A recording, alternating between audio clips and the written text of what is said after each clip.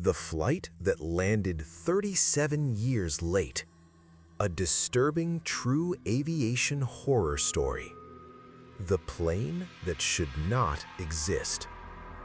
On July 2nd, 1997, air traffic control at a small international airport received a landing request from a flight number that had been missing since 1960. The plane identified itself calmly. The problem: that flight had vanished 37 years ago. The disappearance, 1960. Flight AX-312 departed from South America heading toward Florida. 91 passengers, 6 crew members, clear weather, no distress call. Halfway across the journey, the aircraft disappeared from radar. No wreckage was found, no emergency signal received, no explanation. The case was officially closed and marked as lost at sea. Families buried empty coffins. Life moved on. The impossible landing. 1997. At 3:42 a.m., radar picked up an unidentified aircraft approaching controlled airspace.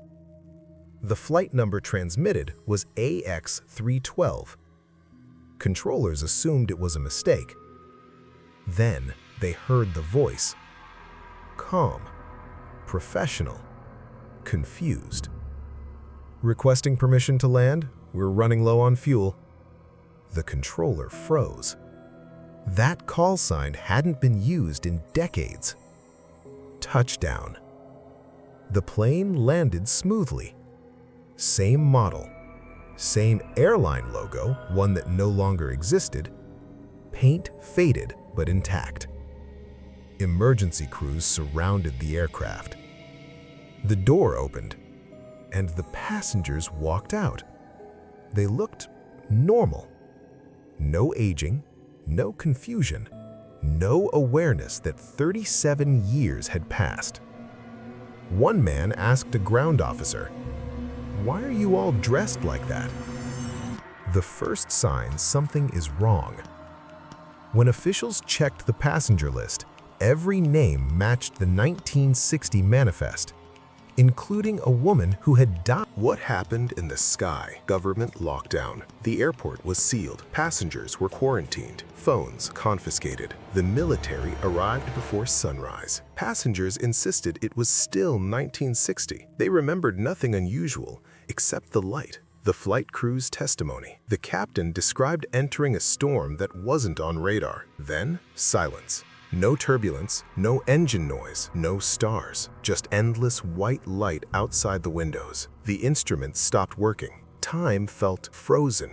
Passenger accounts disturbing. Multiple passengers independently described the same thing. A shadow moving against the light. Whispers with no language. The feeling of being watched. One passenger said, "Something walked through the aisle, but it wasn't solid." Another said, "Time didn't exist. No hunger, no sleep. No aging." The black box footage. When technicians recovered the black box, they found something impossible. The recording ended normally. Then, 37 years of static. Then, the captain's voice again. "We see the runway." Same sentence, same tone, as if no time had passed. The first death, 1997. During medical evaluation, one passenger suddenly screamed. He aged.